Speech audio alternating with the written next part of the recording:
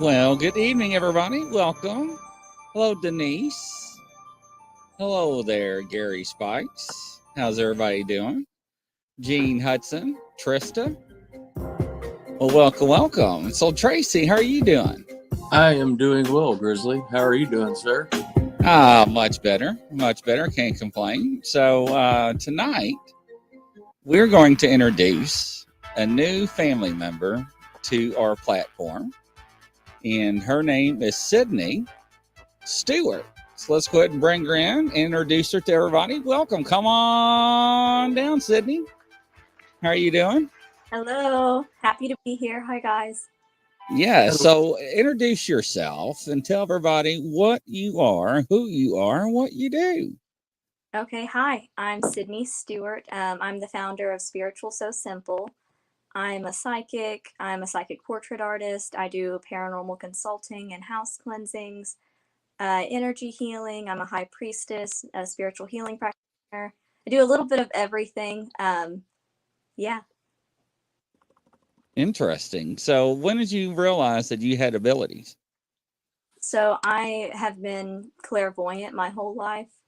I grew up, my grandfather was actually Cherokee. And I grew up with a lot of earth worship and connecting with spirits and deities.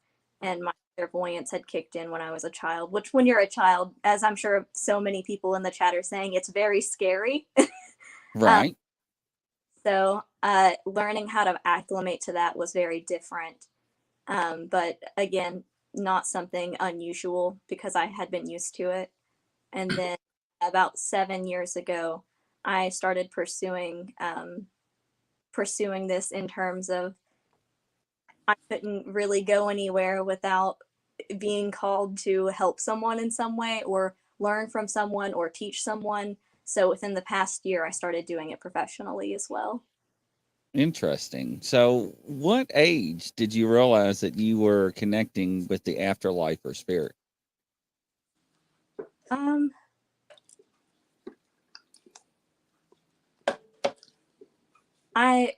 I've never been in a state of mind where I've shut out the possibility of being able to connect with anyone who's passed on. I think one of the most memorable and like formidable times for me was whenever my dad passed away very suddenly. For me, that was when it was like I had always had clairaudience as well. As you have, typically you have the 4 psychic abilities, the clair senses, you have 2 dominant, 2 recessive. All 4 can be brought up to what they need to be as far as your psychic development goes. And for me, my clairaudience was one of the more recessive. Oh, I'm sorry. I think my cat is hitting my camera. That's all right. Hugan, come here. For me, whenever my dad passed away very suddenly, it was like my ears popped open. It was like there was a blockage that was released in a way. And I remember knowing before the doctors or anyone came back out, I could hear my dad being like, "This isn't too bad." And I was like I rolled my eyes, and I probably looked absolutely insane because I was like smiling because he felt so at peace and happy. But I was also crying because I was, torn up. I was 19 at the time. And Right. and I heard him, and he was like, "This ain't too bad. I'm just kind of floating around out here." And I was like, "Dad, please get back in your body." And he was like, "No." So luckily I braced myself and at that point and was able to, once everybody else received the news and we were actually told the news, sometime later, I had known it was coming. And it doesn't make it any easier to process, I don't think, but there was definitely like another comfort because that communication with my dad hasn't stopped even though he's not physically here. Wow. Yeah, That's it's very funny.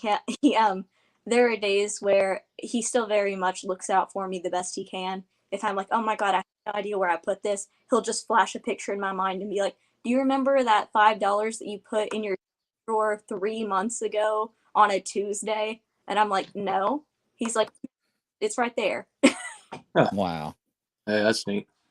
hmm So the paranormal, let's talk about that. So how did you get into the paranormal realm and affiliate with that phenomenon? Um, I grew up very empathic and, like I said, connected with earth spirits. And as an empathic person as well, connecting with the spirits and energies around, attached to, and within other people. So I don't think necessarily the separation between the spiritual and paranormal had like a distinct moment for me. But I will say, as far as my time in starting to deal with things like cleansing out attachments from people or dealing with demonic energies, helping people connect with their guardian angels, um, dealing with other entities entirely, that stuff started when in my like early teenage years, I would say. Whenever I would, it's the like telltale thing of like, "Oh my God, something went bump in the night," and I just would freeze and be like, "What was that?" Right. Being like, I sure hope that I know how to deal with that or know somebody who can. And that's where it started. And then it gradually led into um, some of my connecting with some absolutely wonderful people and them helping me do what we all do, which is, help each other remember the abilities that we have and the way that we have when we're born and just jogging each other's memory. Being That's able, really interesting. yeah. So you've been working on paranormal cases and other issues, and you do this globally, correct? Yeah. So let's talk about that. Talk about some of your cases and what you do to help people, and some of your most memorable cases. That's like, wow.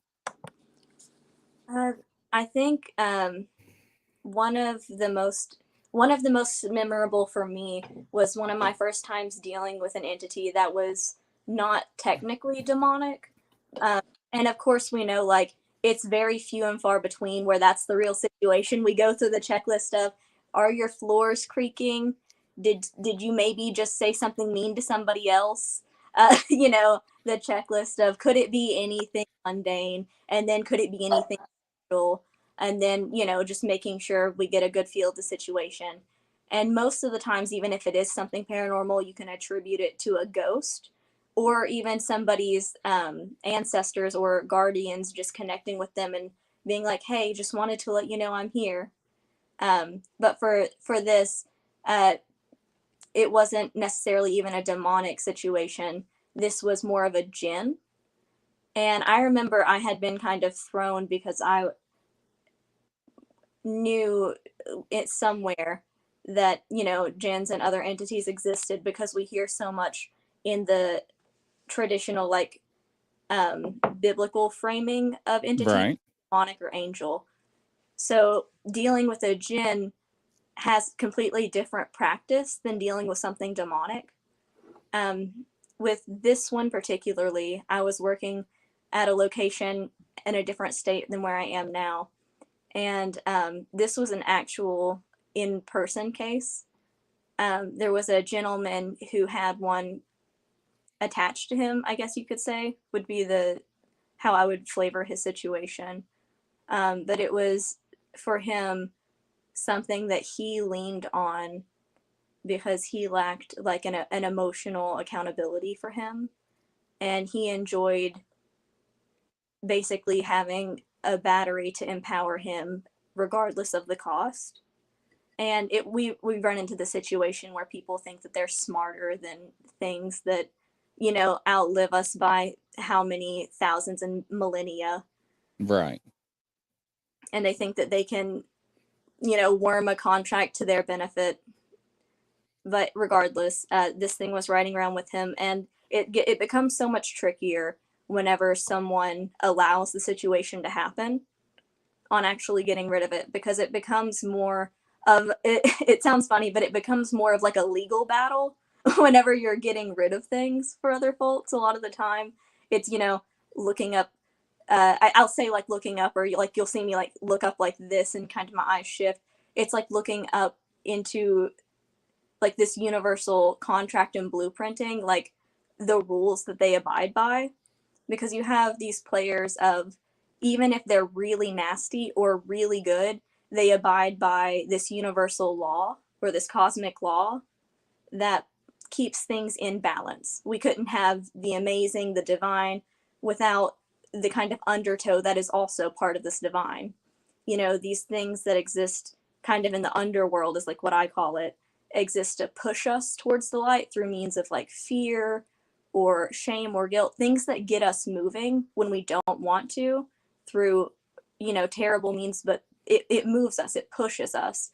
Whereas the beings of the divine, of higher realms, they exist more to pull us towards the light with things like hope and love and joy and connection. And without both, we wouldn't really have something functional and sustainable. But sorry, I think I'm getting off track. No, you're doing great. Okay. With this, you have, every once in a while you'll come into something that refuses to abide by cosmic law because it thinks that it's too hot, too bad, too important, whatever, too smart, you know, whatever the issue is, or it just doesn't want to. And at that point, it becomes almost like a de facto, like a de facto entity, I guess. And I call them, and I've learned to call them in my practice, rogues. Um, and they occur more whenever that's kind of like the horror movie situation that you see, that is absolutely extremely rare, where it's something that, regardless of if somebody is given invitation or somebody has allowed something, it, even if it's something that someone's spirit guides has allowed something to come in just enough to scare someone for them to learn from it, this is something entirely different, where it just kind of tries to blunt force or trick its way into a situation to feed or manipulate or harm others, to like steal that kind of life energy from them.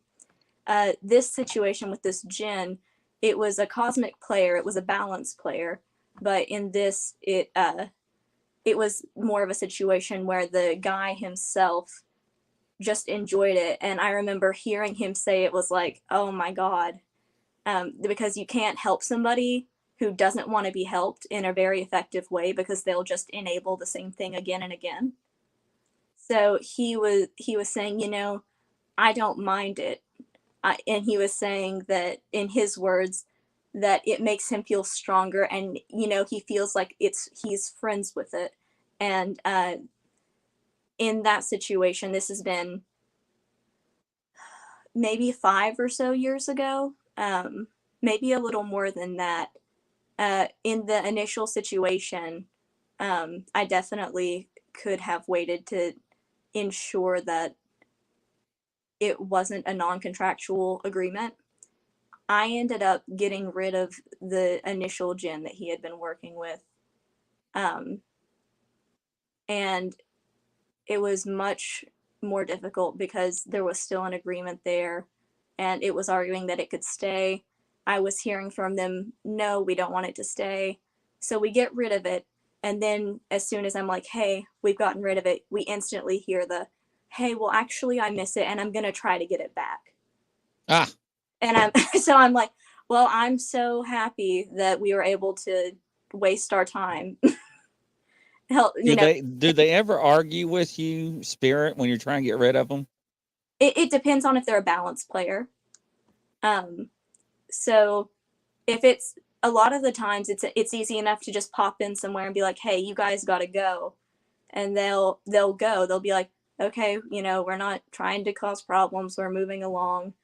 We didn't break any rules by being here. They didn't extend an invitation. We'll just move somewhere else.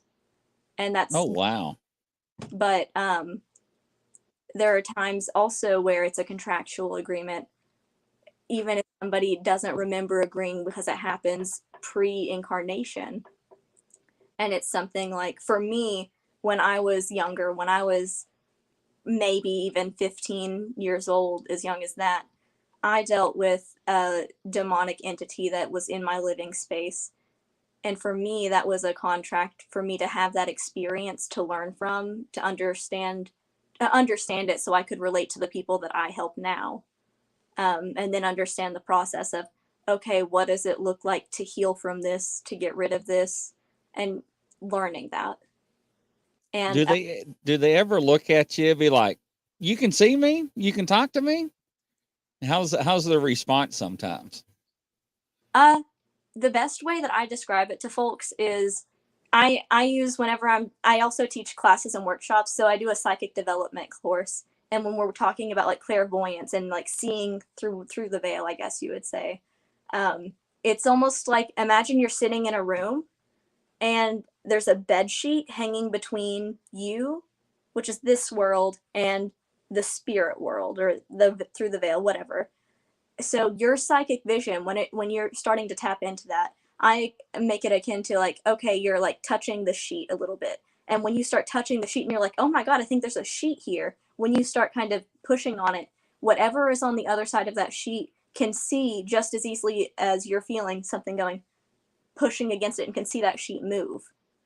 So then it gets curious naturally. And it's like, what is that? Can you, oh, you can see us a little bit? And then the more we work with it, it becomes we'll pick the sheet up and we're like, oh my God, what is that? And that's kind of the difference between when you go from feeling something, of being like, I know something is there, or somebody says, I can feel something present, to actually seeing something. And you're like, oh my God, you look like that. And sometimes things will be like, yeah, you look like that. Like they all have personality for the most part. That's wild. Yeah. But as you get used to it, it's no different than you going to Walmart or you going to another place here and meeting other people. Like, you end up crossing over and making alliances, making getting to know a few folks, even in that way. Do you ever get scared or nervous doing this? I used to. I think now I get more nervous just walking into a crowd of people, because you don't know what people are going to do. As opposed to something like this, I've definitely learned some things the hard way, and I've been gracious enough to learn from the wisdom of a lot of really, really talented folks. And I think the biggest thing is, I know that I have endless amounts of things to learn, and that puts me in a position where I don't have to walk in feeling like I'm the most Billy badass in the world, but I'm confident I can handle myself. And having that attitude is so important, because if you go into somewhere reeking, this sounds funny, but like reeking of fear, you can smell it. Like, you can smell it off of folks, and other things can smell it too. And if you go in overconfident, your ego's too big for your britches, you'll get humbled.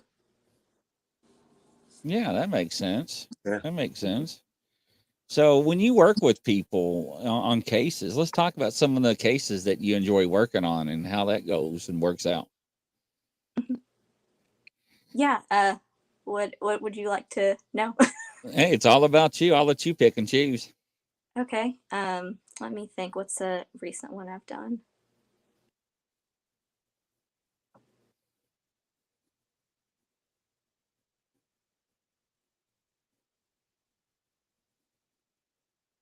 So one issue that we deal with here a lot in Appalachia, and I know a couple other folks that deal with similar things, but I see it more often here. But I don't know if it's a causation or not exactly a correlation thing. Where I talk to so many people here in Appalachia, so I see it as more common there versus further out where people see it but not as often. But this is I I don't know what you would call them, but they're like kind of like energetic slugs and like bugs. If you've heard or seen those at all. No, I haven't. I can't see, you guys are small. No, I haven't. I made you big so No. everybody can see you. Okay. So whenever I'm doing energy work, and or cleansing homes, whatever or even doing psychic readings for folks, for them. And really commonly in this area, I see these things getting through people's natural shielding, and they seem to target individuals that are in some way in tune. They'll target like regular folks too, I guess. That doesn't feel right to say, but just regular people off the street who don't even consider that they have their own energy. You'll see it on them, but not nearly as often as you'll see it on people who are empathic or are in states of awakening or are actively psychic or anything like that. So I've been pulling a lot of they look kind of like these black slugs or kind of like these black ticks, and they really seem to just absolutely stick onto someone's energy field and dig in there, and they just hide and they drain them, and it just continuously. And then it's almost like if one stays there long enough, then another one shows up, and if you don't catch that one, then another one shows up. It's almost like ticks on a dog. Um, Right. so we've had some situations here recently where it's been just we're still working on ways to really be more preventative and proactive about it. But here in the past year or so, I've seen more of those than I've ever seen. Oh, that's wild. Now, Yeah. I know you do a lot of cleansings. Mhm. And how do you do your cleansings? And do you recommend people to do their own cleansings? I think, yeah, anybody can do it. That any anything that anyone else can do, I think anyone else can learn if you have, the the acclimation to learn it, and you allow yourself and you don't demand it from yourself, and it's in your kind of blueprint to learn. I think you can learn how to do a ton of amazing things. As far as cleansing, I think that's something that everybody should be doing, as well as grounding. Those two things are like the foundational blocks of both psychic defense. And for me, whenever I teach about energetic wellness, chakra wellness, aura wellness, those are the two things that I start with most often. Um, as far as like ways to do your own cleansings, common ways, or you'll see like energy raking as far as aura cleansing is concerned, and you'll see that where people kind of just glove up their energy and they'll push it out if they're familiar with any energy work, and they'll kind of scrape off negativity and flick. That's a common method. You can do physical things. So the stone selenite is an extremely cleansing stone, water soluble, so don't get it wet. Sunlight isn't great for it either. Um, but selenite is a self-cleansing crystal that can also cleanse your energy pretty well, and it cleanses other stones too. So using it kind of like a wand, that's a great way to cleanse. You have herbal cleanses. Sage is one of my favorites. I like sweetgrass. Um, Rosemary is really good for cleansing. visualization is probably one of my personal most used tools for cleansing. Being able to tap into your clairvoyance and see where the smudging is on your energy, see if there's anything, clouding or a tear, or seeing like you've picked up energy, almost like you're a little lint roller walking, walking out in the world. Like, what have you picked up? Being able to visualize that, and then, sitting and doing a meditation of breathing in clear white light and exhaling this dark smoke and letting that carry out that negativity. Practicing that can do a ton to just relieve that negative energy and cleanse you of anything that's unneeded and not going to help your highest good. Now, do you do prayers when you're doing your cleansing, or a ritual, or? I focus on gratitude very heavily, as just, again, foundationally. Having gratitude for connection, for your highest self, for who you are right now, for the earth, for the divine, for your purpose. I think all of those things, having gratitude for all of those things is just as powerful. So when you talk to people and they are talking about, let's say, like a couple, and we'll use this for example, I don't know what's going on with my spouse, husband, boyfriend, significant other. We were happy, and all of a sudden his demeanor started changing like 2 months ago, and it just keeps getting worse. What are your thoughts on something like that?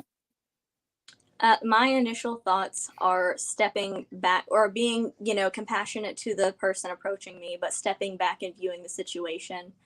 I'll personally typically tap into energy lines. So when it's a situation like that, I'll track the energy. So going into it, you can identify both of theirs, and you can get a lot of like downloaded information. If it's something that it's going to help them to know, then you can receive that information. And I would check first and ask my guides. I talk to my guides a lot whenever it's situations concerning anything really. And I'll be like, hey, is this a personal social situation, or is there more to this? And really discerning, is it a situation like, hey, you haven't been doing the dishes in 2 months, it's causing a lot of stress between us, making sure it's not something like that, first and foremost. But having something in your home, I've seen that definitely affect couples, affect families. And it can change your demeanor, because a lot of the times something will focus, it'll like pick one person who it sees as like a prey of sorts, and it will try to isolate them and pick at them and break them down, and then eventually it might move on to someone else. But I think, again, just checking for any mundane reasoning, and if it's something more than that, then going in and handling it how the best way for what the situation is. Have you ever been on location? You'd be like, "Oh, this is not well. This is not good." Yeah. There was one of my team members, actually. I'll tell this about her. We were actually in contact with a family that, I think I mentioned this to you last time. The husband was so obsessed with fame, so obsessed, and he kept doing anything in his power. I mean, he would be like on Google he'd be on Google being like, how to open portal, and you're like, oh my god. And he's sitting there just trying to cause havoc in his own home, and trying to basically cause enough activity and harm, even though it was actively harming his children. Like, these kids that were in there were getting like bruises, getting scratches, nightmares, emotional just terror. And he did not care at all. He was narcissistic, which is its own kind of awfulness. And it didn't matter what you did. It didn't matter what team went in, because when somebody just pulls and just pushes an invitation out like that, they have a right to their autonomy. You can't say stupid. Like, Right. So how do you deal with that, or how can you combat something like that, or can you? The best thing you can do is give advice to anyone who has their, is able to receive it. So telling the woman, hey, aside from him being a narcissist and not caring about your safety or the safety of your children, he's just inviting camera crews in here and, trying to damn you all to live this hell with him, to live this torture with him. So just telling her, I think the best situation in your best interest and the best interest of your children would be to leave, to revoke all invitations through him, to, just make the decision that your safety is more important than that, and get out if at all possible. Have you been to locations and or people's houses, and you're like, I cannot believe what I'm seeing, and they have no idea? I used to do that with myself when I was a lot younger, more than anything. I'd be doing like clairvoyance exercises, and whenever you first start, you go from seeing shapes to start seeing more vividly, and you're like, "Oh my god, what is that?" And you see something non-human, and your first instinct is to be like, "Oh, you gotta go." um, Yeah. uh, I mean, I think people are a lot more resilient than we give them credit for if they're given the right toolbox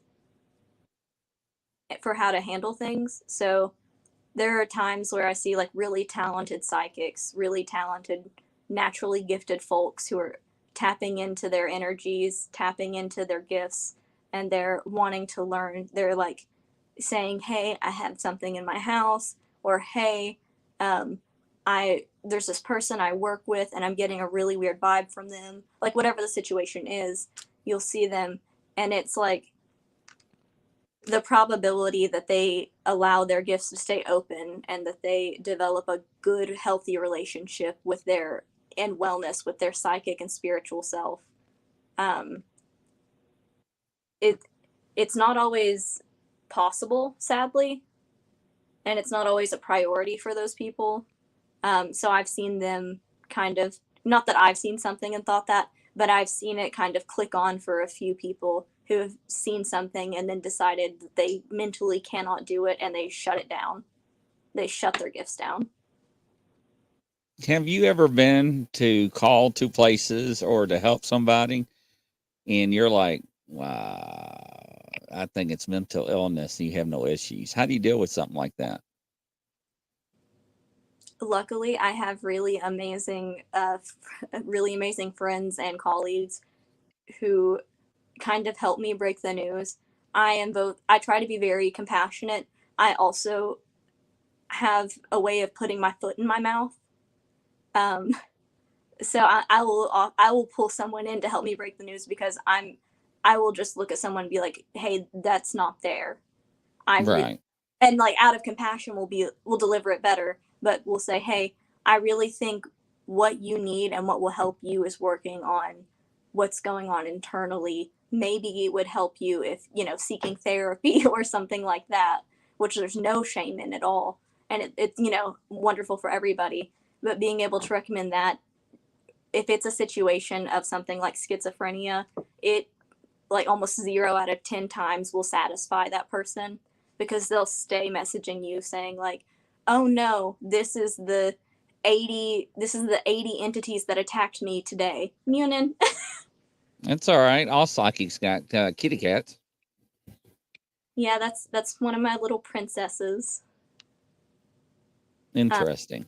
Yeah. So mental illness is a well known factor, but people really don't think about that out of the gate. They always want to deal with demons and bad spirits, angry spirits. But sometimes you have to step back and say, no, that's not the case, and address it in a different way. So yeah, and it absolutely. too, it's also really sad because things like anxiety and depression uh, can be targeted more easily than somebody who, like, it's just seen as like a chink in your armor, right? Right. So it's if you have that and that's something you struggle with, then if you encounter an entity that looks to um, looks to enable those and looks to feed off of that energy, it's going to try to make that worse, just naturally, which is really sad. And as far as a specific time, there was a woman, really, really nice, really amazing there was a cryptid convention that I did a couple of years ago. I did a couple panels at. One of my panels was on psychic development, and she came to me afterward. And there's a certain feeling that I get, that you get from certain things, like just as you can read someone's emotions or mental state, sometimes you also get more information if that's unveiled to you, like, oh, if you see this, that symbolism represents depression or represents bipolar disorder, and it's likely or possible that that person has those or has struggles with something similar to that. And with her, I believe it was some kind of schizophrenia. It was just things that I don't know. I didn't feel anything from anything she was saying. She seemed very unwell as she spoke, and you could just see that she wasn't well, sadly. And one of my friends was able to kind of pull her aside when we were at the conference and try to help her and talk to her and make her feel seen. But that's really all you can do. Scott M., for the audio listeners, is asking, Sydney, can you be a psychic and a schizophrenia at the same time? That's a really interesting question. I think it's not my journey. I couldn't speak to it. I know plenty of people who struggle with other mental illnesses who have psychic ability, like depression or anxiety. But I imagine that having something that alters your reality so significantly to where you can't be attached to the physical world would make it difficult or unwise to kind of go after chasing even more than that, if that makes sense. Yeah, it does. I think it's hard to differentiate spirit and something that's fabricated or delusional, right? Because you don't know what is reality and what you're actually seeing in spirit realm. Does it happen? I say it does. I don't know if the person can differentiate the difference at times. I'm not saying every time they can or cannot. I think somebody just said out there in the audience that they know a few that does that have those symptoms or correlations with each other. So it'd just be hard because if you are talking like I'm talking to you, how would I know which is the truth and which not the truth, right? Mm-hmm. So it would be very hard. And I think there's another thing too that would be able to help that person identify if they are having these abilities or if it is a symptom of their mental illness, which is I know plenty of other psychic folks who, there used to be another shop that was pretty local to here that was absolutely wonderful and would get calls. One of my dear friends, and she would get calls all the time. She's actually on the paranormal team. This thing is happening. Can you check out the house? This person is suffering. Can you check them out? And, if we were all sitting around there, we would individually go check on it, come back, and then, you would hold what you had seen and you wouldn't say it. And then this person would go and you would know, like, have that validation when you're still finding out. It's nice to have, especially when you're starting out, I guess. That validation makes you feel better when you're knowing that like 5 or 6 other psychics saw exactly what I saw and I said nothing. No, it's hard sometimes, and I know what you're talking about. Tracy, I didn't mean to cut you off. You got any questions? No, I was interested in the jinn, Mm-hmm. and some people out there may not know what you're talking about, versus demons or versus other entities. If you wouldn't mind explaining maybe the differences that you've encountered. With jinns, how I see them personally, they always have like this glowing red eyes.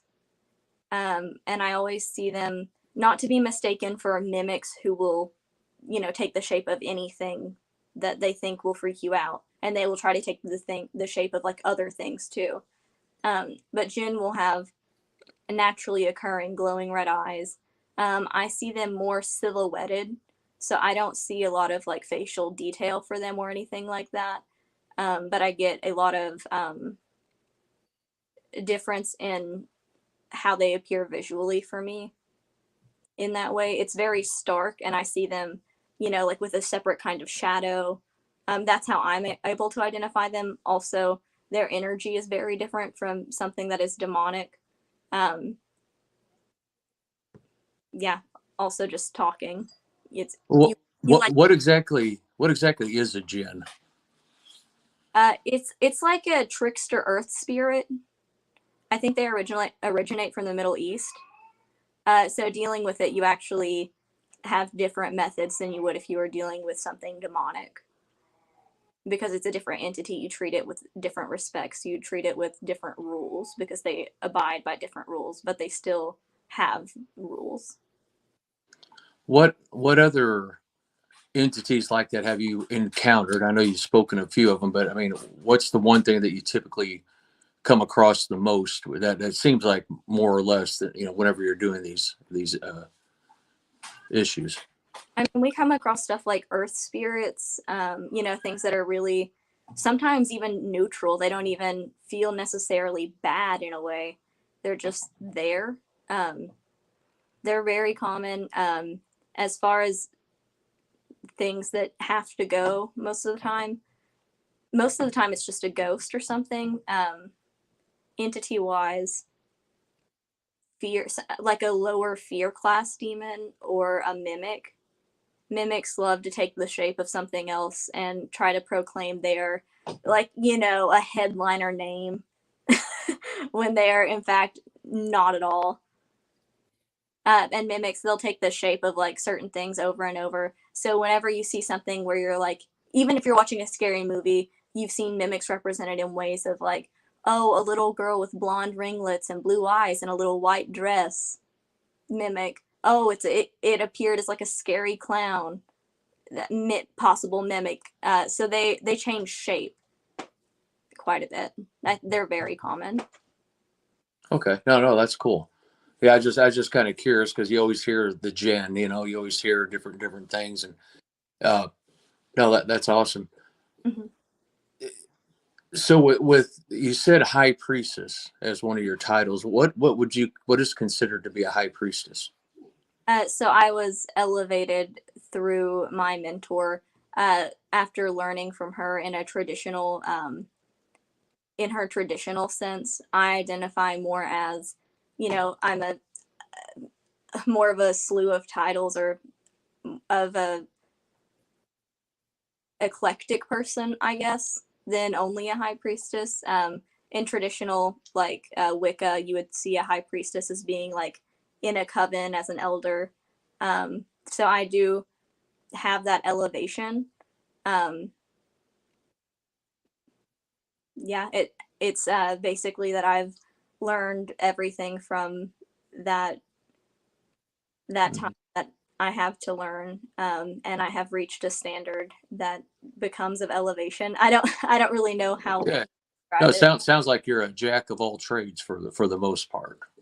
It is kind of, with all everything that you keep talking about, your experiences, and that's pretty cool. Definitely knowledge that people need to hear about and know that it exists. Yeah, Chris. I mean, I think that's pretty neat, buddy. That's definitely pretty cool. What are you thinking? Oh, yeah, absolutely. So, how do people protect themselves from all this negativity in life and spirit? Being authentic with yourself, start with the basics, are the two biggest things. My favorite thing that I love to say whenever I'm teaching like any kind of self-defense or getting into something paranormal is if you don't go looking for trouble, it won't come looking for you. Like if you don't go looking, like don't go looking for something and then be surprised you find it. I guess. Right. Because you have some people who find it just like very, very riveting, very exciting. And I think it's like, you know, there's a novelty. It's very different whenever you're first kind of like experiencing the paranormal side of things. And I think that's when you feel that genuine excitement, like you're being drawn towards it, it's very different than just thinking it's cool and you want to mess around with a tool that you don't know how to use. So being able to identify that difference within yourself. As far as generalized stuff, you know, don't go giving out invitations. 99.9% of the time, you're great. That's fantastic. You're good. Basic shielding, basic grounding, basic cleansing, and most people are entirely fine. That's awesome. So it's been a pleasure. So how does everybody reach out to you, find you, and contact you? Okay, yeah. I'm Spiritual So Simple. If you want to find my website, spiritualsosimple.com. You can find me on Facebook, Sydney Stewart. I think I'm on, I rarely use Facebook as far as like for Spiritual So Simple, but you can find me there too. And I also have a group called Events for Witches of Appalachia that you can find me there as well. Awesome. Well, it's been a pleasure. Tracy, what do you think? Oh, great. Hey, man, that was awesome. That's really interesting to hear all that stuff. I'm sure a lot of people got a lot out of that. That was pretty cool. I hope so. Yes. And thank you again. And from coast to coast, everybody around the world, we'll catch you at 9 o'clock. Thanks, Sydney. We'll talk to you soon. Thanks, You guys guys. will